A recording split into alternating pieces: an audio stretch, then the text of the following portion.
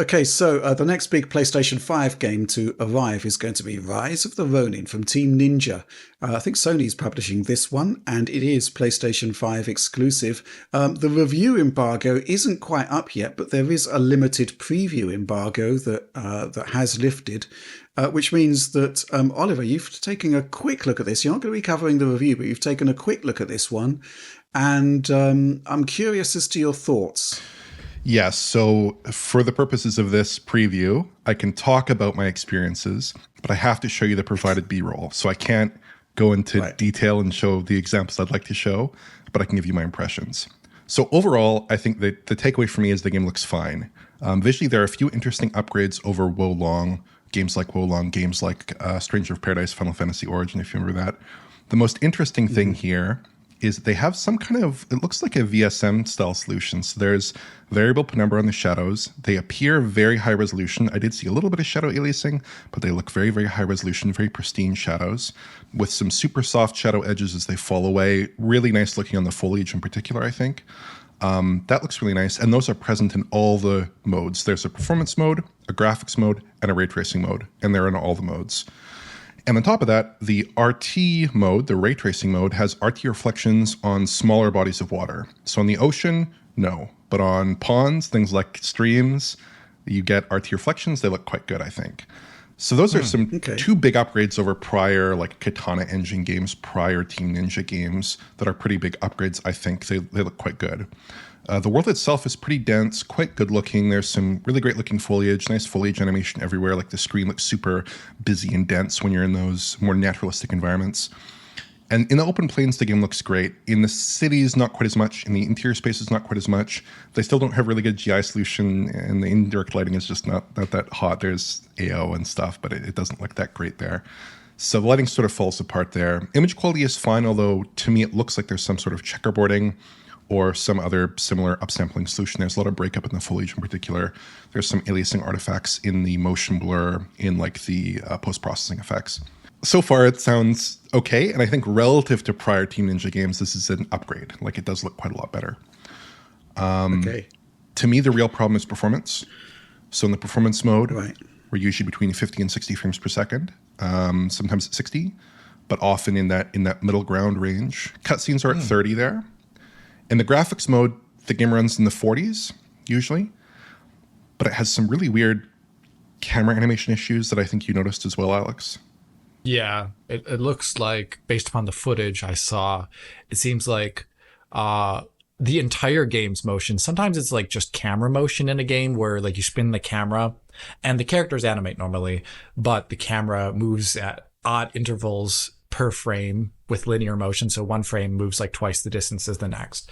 But here it looks like almost all of the game's animating elements move at different time rates per frame, which doesn't look right at all. And it makes it look like the game has a variable frame rate, even when it might technically, where it has nothing to do with the frame rate, essentially. It's very odd looking. Yeah. So you mean the simulation is updating at a different pace to the actual renderer? Yeah, that's what it looks like. Yeah, I guess that's a good way to put it, actually. Very good way to put it. Yeah. So that's a little iffy, but you can cap the graphics mode to 30 FPS, but then you get incorrect frame pacing, right? So 16, 50 millisecond, 33 millisecond frames sprinkled in there. The ray tracing mode, actually, interestingly, hits 60 most of the time, more of the time probably than the performance mode, weirdly. It's like in that same ballpark at least. Has some dips to the 50s. You can cap it at 30 and it has the same frame pacing problems. You cannot cap the performance mode to 30 though. That is only at 60. The cap is disabled in that mode. Okay, so how does the ray tracing mode, there's a graphics mode and a ray tracing mode, or the ray tracing is part of the graphics mode? There's a ray tracing mode and a graphics mode and a performance mode. Okay, right. Wow, that's a lot of permutations. What about the actual game itself, based on impressions within the embargo guidelines? It's really fun. It's really, I think there's a certain elegance to it. It's a little bit Souls-like. It feels a lot like Neo, I would say. It's sort of striking that middle ground between a more traditional action game and a Souls-like game. The punishments for restarts are not severe. There's no punishments there. It's just a checkpoint system, for instance. Cool. So It feels very good. It's very kind of parry oriented, counterattack oriented. It's got a real timing to it, a real flow. Team Ninjas are like masters of this kind of thing. I think they do really terrific action games. So I think that's really terrific. And the animation feels great. The like various bits of blood and gore that fly across on screen are very satisfying. And overall, yeah, I think the graphics are like, for a Team Ninja game, it looks totally fine for the most part. If you come into it with the expectation that you're getting a decent looking PS4 game level of visual fidelity overall, not to be too harsh, but that's kind of the level that you're at. Plus ray tracing in the ray tracing mode, obviously, and plus the nice shadows, of course. But yeah, overall, it's really just the performance that I'm concerned with at this stage, and at this preview stage, of course. Okay, so sorry. Earlier, Alex was giving a pretty harsh critique, and I was laughing. The reason why is that I'm looking at your footage, Oliver, which I believe is still under embargo, and therefore you might have to cut out the following comment.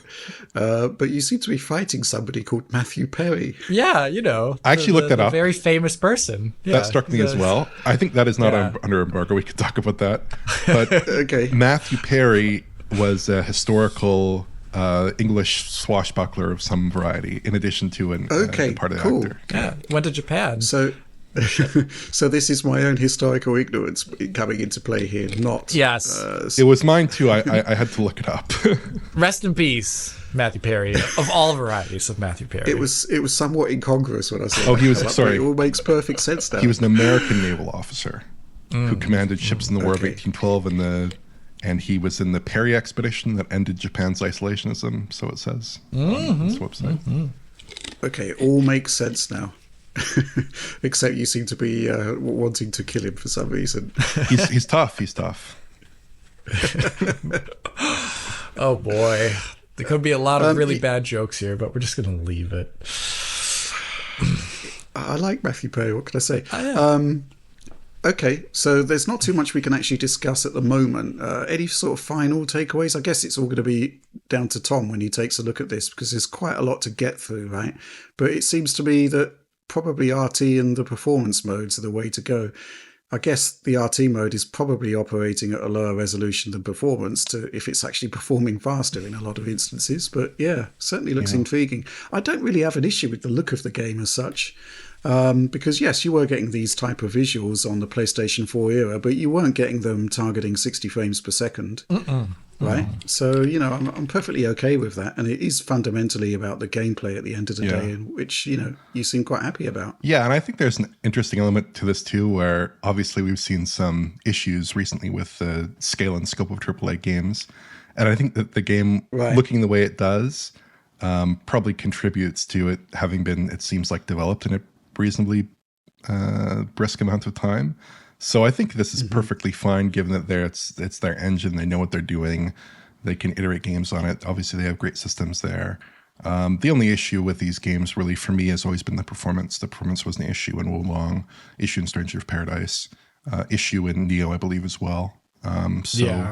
Yeah, there's some problems here, and I'm not totally sure what to chalk it up to, because there are some strange problems, but yeah, I would hope that those would be improved at some point around the launch period. That's my only wish there.